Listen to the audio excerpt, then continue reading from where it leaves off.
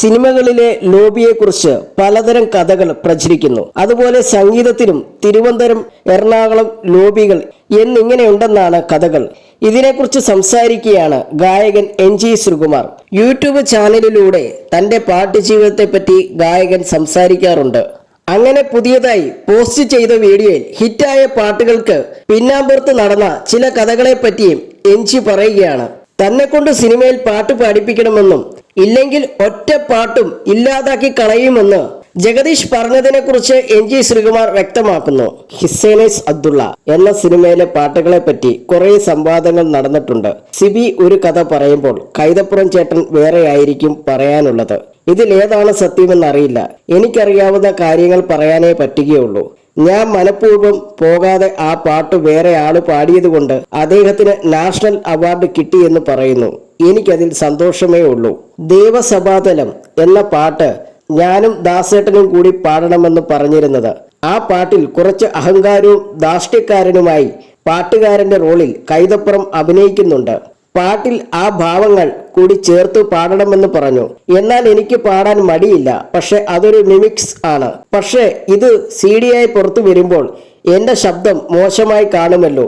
ഞാനാണെങ്കിൽ ഒരു തുടക്കക്കാരനുമാണ്. ഒരു കമ്പാരിസം ഉണ്ടാകും. അതിന് വയ്യ. ഞാൻ അത് പാടിക്കഴിഞ്ഞിരുന്നു.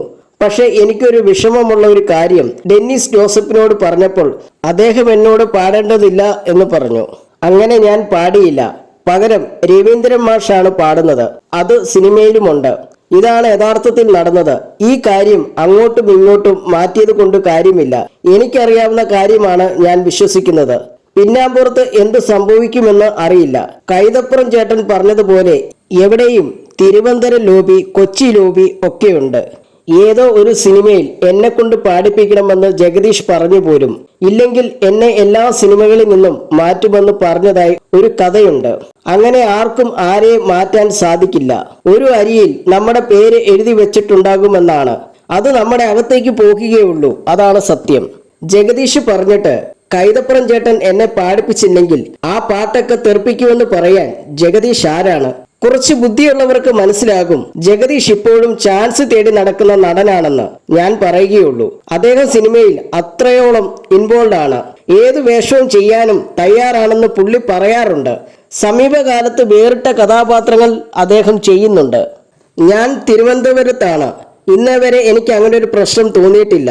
എറണാകുളത്ത് വന്ന് ഞാൻ പാടും. ഏറ്റവും കൂടുതൽ പാടിയിട്ടുള്ളത് തമ്പിച്ചേട്ടന് വേണ്ടിയാണ്. മലയാള സിനിമയിൽ വന്നിട്ട് 45 വർഷമായി. ഇന്നേ വരെ എനിക്ക് അങ്ങനെ ഒരു ഫീൽ ചെയ്തിട്ടില്ല.